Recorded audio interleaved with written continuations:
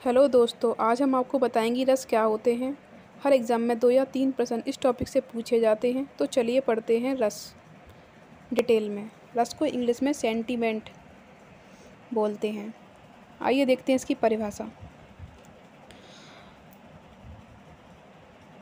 भोजन को जब मुख में डाला जाता है तो अनेक प्रकार का स्वाद प्राप्त होता है। ठीक उसी प्रकार काव्य के पढ़ने से हमें अनेक प्रकार के आनंद की उपलब्धि होती है। रस कहलाती है। रस में प्रयोग होने वाले इम्पोर्टेंट पॉइंट जो इस प्रकार हैं। नंबर 1 विभाव, नंबर 2 संचारी भाव अथवा व्यचारी भाव भी बोलते हैं इसे। आइए देखते हैं नंबर 3 अनुभाव, नंबर 4 स्थायी भाव जो काफ़ी इम्पोर्टेंट है। चलिए पढ़ते हैं इनको डिटेल में। विभाव क्या होता है? भावों की उत्पत्ति का कारण विभाव कहलाता है। इसके प्रकार 2 हैं, आलंबन विभाव और उद्दीपन विभाव। आलंबन विभाव जिसके ऊपर उस भाव का उत्पन्न होना पाया जाता है, जैसे नायक नायिका के ऊपर उत्पन्न होता है। उद्दीपन विभाव जो उस भाव को उद्दीपन करे जाए, तेजी दे, जैसे चांदनी, सुगंध, माला, ये तेजी देते हैं ये शब्द। आइए देखते हैं अनुभाव। अनुभाव आलंब और उद्दीपन विभावों के कारण उत्पन्न भावों को बाहर प्रकाशित करने वाले जो कार्य होते हैं, जैसे गुस्से में मुंह लाल हो जाना। इसके 2 प्रकार होते हैं, सात्विक और कायिक। आइए इनको पढ़ते हैं आगे। सात्विक जो विचार या चेष्टाएं शरीर की स्वाभाविक क्रिया के रूप में होती हैं, ये 8 प्रकार की होती हैं। स्तंभ, प्रसन्नता, लज्जा आदि के कारण शरीर की गति रुक जाना। कंपन, काम और भय के कारण कांप जाना। स्वरभंग, शोक या भय के कारण मुख से वचनों का ना निकलना। शोक या भय के काम से शरीर का रंग उड़ जाना। अश्रु, पानी, आंखों में पानी भर आना। प्रलय, भय शोक के कारण इंद्रियों की चेतना शून्य हो जाना, प्रलय में होता है जो स्वेद। लज्जा और प्रेम आदि के कारण शरीर का पसीना आ जाना, ऐसा ही होता है लज्जा में। रोमांच, काम या भय के कारण रोंगटे खड़े कर जाना। आइए देखते हैं एक नोट। वैसे 9वें सात्विक अनुभाव के रूप में जुम्बा, जमुआई को बोला जाता है। इन्हें सात्विक भावों की तन संचारी भी कहते हैं। आइए देखते हैं कायिक जो विकार या चेष्टाएं शरीर के अंगों के व्यापार के रूप में प्रकट होती हैं, जैसे भय में भाग जाना, रात्रि में चुंबन, क्रोध में भला बुरा, शोक में सिर धुनना। ये कायिक के उदाहरण हैं। चलिए देखते हैं संचारी भाव, जिसे व्यचारी भाव भी कहते हैं। जो भाव स्थायी भावों के सहायक रूप में आकर उनमें मिल जाएं, उन्हें अनुकूल परिस्थितियों में घटते बढ़ते रहते हैं। ये घटते बढ़ते रहते हैं। जैसे संचारी भाव के प्रकार ये 33 हैं। ये काफ़ी इम्पोर्टेंट पॉइंट है। विवादो, शंका, गौरव, चिंता, मोह, विषाद, दैन्य, असूया, मृत्यु, मद, आलस, श्रम, उन्माद, आकृति, गोपान, चपलता, अपसमार, भय, गिलानी, विघ्न, जड़ता, हर्ष, घृति, मति, आवेग, बखानी, उत्कष्टता, निद्रा, स्वप्न, बोध, बखानी, भय, व्याधि, अमर्ष, वितर्क, स्मृति, ये 33 गणाएं हैं माने गए हैं। स्थायी भाव देखिए, रस की उत्पत्ति का मन की विभिन्न प्रवृत्तियों से होती है। विभिन्न प्रकार की आवृत्तियों से विविध रसों की उत्पत्ति होती है। भाव का यह स्थायी भाव, आनंद के मूलभूत भाव को स्थायी भाव कहते हैं।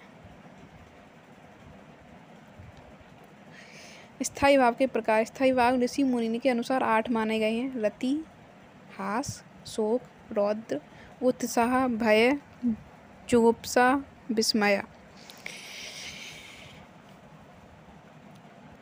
आइए देखते हैं एक इम्पोर्टेंट पॉइंट। रस 9 प्रकार के होते हैं, ऊपर जो ऋषि मुनि के अनुसार माने गए हैं ये। चलिए देखते हैं रस के नाम: करुण श्रृंगार रस, अद्भुत रस विस्मय, रौद्र रस क्रोध, वीर रस का उत्साह, हास्य का हास, भयानक का भय, विभक्त का घृणा, शांत का निर्वेद, वात्सल्य का स्नेह।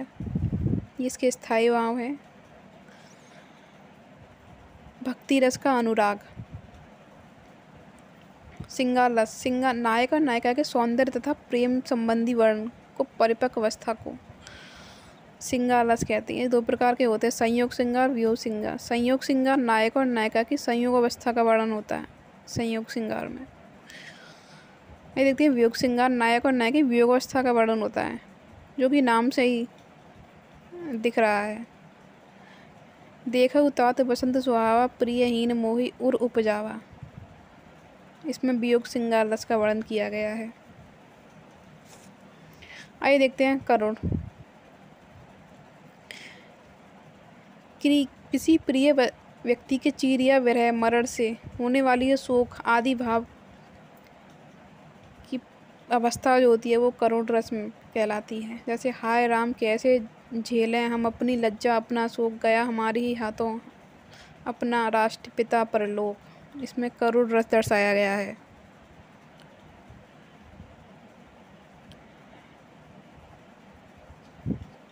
परलोक माने भगवान को प्यारे हो जाना। आइए देखते हैं अद्भुत। आश्चर्यजनक वर्ण उत्पन्न विस्मय भाव की परिपक्व अवस्था। जैसे देख यशोदा शिशु के मुख में, सकल विश्व की माया, क्षणभंग भर को वह अपनी अचेतन, हिल ना सकी कोमल काया। शिशु के मुख में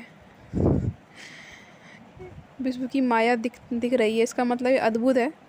रौद्र श्रृंगार, रौद्र रस, क्रोध में किए गए अपमान आदि से उत्पन्न भाव की परिपक्व अवस्था को रौद्र रस कहते हैं। वीर रस, उत्साह नामक स्थायी भाव की विवाद विनती के संयोग से परिपक्व अवस्था को रस रूप में वर्णन किया गया है। वीर रस के 4 भेद होते हैं: युद्धवीर, दानवीर, धर्मवीर और दयावीर। हास्य रस, विरक्ति, आकार, वाणी, देश, चेष्टा आदि के वर्णन से उत्पन्न हास्य रक्ति परिपक्व अवस्था को हास्य रस कहते हैं। बत्सन लालच लाल की मुरदी धरी लुकाए, सोह करे भोनी हंसे, देही कहे नटी जाए। नोट: भरत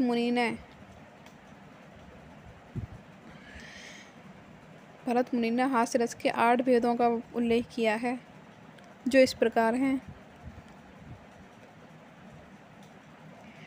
स्मृति, हसित, विहसित, अपसहित, अवसहित, अतिसहित, आत्मसह, परस्थ।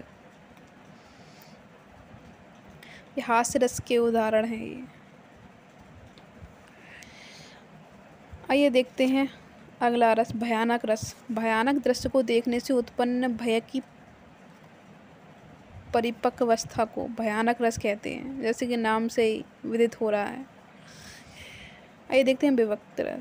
जुगुप्सा नामक स्थायी भाव से जो उत्पन्न होता है वो उसे विभक्त रस कहते हैं। जैसे घृणा, निंदा, किसी की निंदा करना। शांत रस, अनित्य, असार तथा परमात्मा के वास्तविक रूप के ज्ञान से हृदय को शांति मिलती है, इसका स्थायी भाव निर्वेद होता है। आइए देखते हैं वात्सल्य रस। छोटे बालकों के बाल सुलभ मानसिक क्रियाकलापों के वर्णन से उत्पन्न रस को वात्सल्य रस का नाम दिया गया है। वात्सल्य मतलब बच्चों से संबंधित। इसके 2 भेद होते हैं: संयोग और वियोग। संयोग जो जब बालकों की ऐसी बातों का वर्णन किया जाए जिसमें माता पिता आदि के पास उपस्थित रहने का काल संभव हो, उसे संयोग कहते हैं। वियोग वात्सल्य जब बालकों के माता पिता से अलग हो जाने से उनके जो दशा उत्पन्न होती है उसे वियोग वात्सल्य रस कहते हैं। आइए देखते हैं भक्ति। ईश्वर की अनुरक्ति और अनुराग का वर्णन। जैसे उलट नाम जपत जग जागा, वाल्मीकि भय ब्रह्मा समाना। आइए देखते हैं एक इम्पोर्टेंट पॉइंट। भरत मुनि ने 8 ही रस माने हैं। शांत रस, रवा रस माना गया है। 10वें 11वें रस को वात्सल्य और भक्ति रस का नाम दिया गया है। रस के संबंधित कुछ इम्पोर्टेंट क्वेश्चन। शांत रस का स्थायी भाव क्या है? निर्वेद। हिंदी काव्य की कुल संख्या कितनी है रसों की? 11, 10, 8, 9, 9।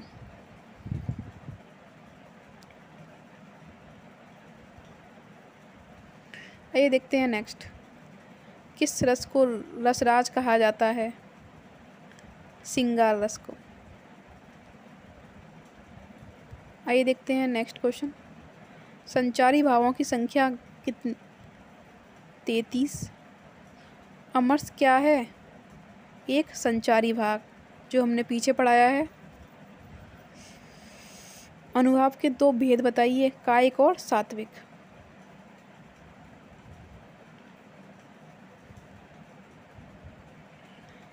नंबर बी, कायिक और सात्विक। विशेष रूप से जो भावों को प्रकट करते हैं, जो दिखाते हैं, उन्हें क्या बोलते हैं? अनुभाव। तो दोस्तों, आपको हमारा चैनल अच्छा लगा हो तो इसे लाइक कीजिए और सब्सक्राइब कीजिए।